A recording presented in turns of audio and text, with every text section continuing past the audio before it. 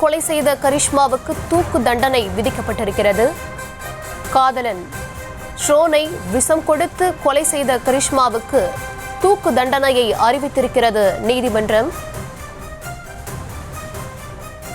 திருமணத்திற்கு தடையாக இருந்ததாக கூறி காதலனை கொன்ற காதலி கிருஷ்மாவுக்கு தூக்கு தண்டனையை அறிவித்திருக்கிறது நீதிமன்றம்.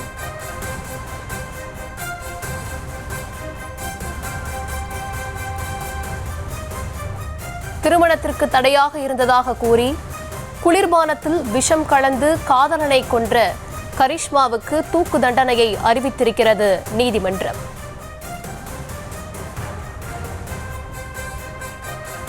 விவரங்களை தர இருக்கிறார் செய்தியாளர் சதாம். விவரங்களை வழங்கலாம். வணக்கம். அதாவது இந்த ஷாரோன் ராஜ் கொலை சம்பவம் நாடு முழுவதும் பெரும் அதிர்ச்சி ஏற்படுத்தியது.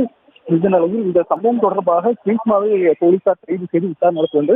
இந்த நிலையில் தற்போது இந்த வழக்கானது நீதிமன்றத்திற்கு விசாரணைக்கு வந்தது. இந்த நிலையில் இந்த வழக்கை விசாரித்த நீதிபதி தற்போது கிருஷ்மாவிற்கு தூக்கு தண்டனையும் அதே போல அவர் மாமாவிற்கு 10 ஆண்டு கடுங்காவல் தண்டனையும் அறிவிக்கப்பட்டுள்ளது.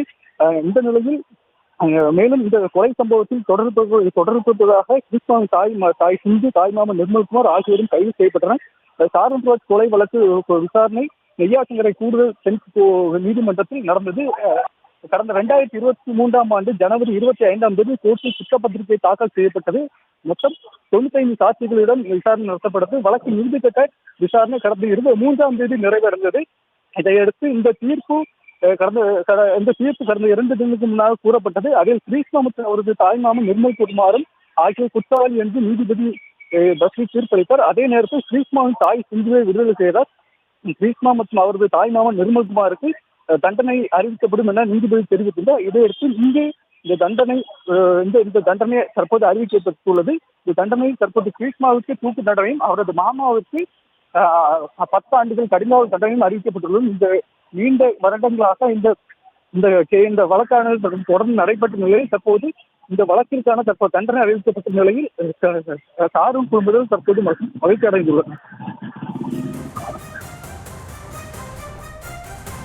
விவரங்களுக்கு நன்றி சதா.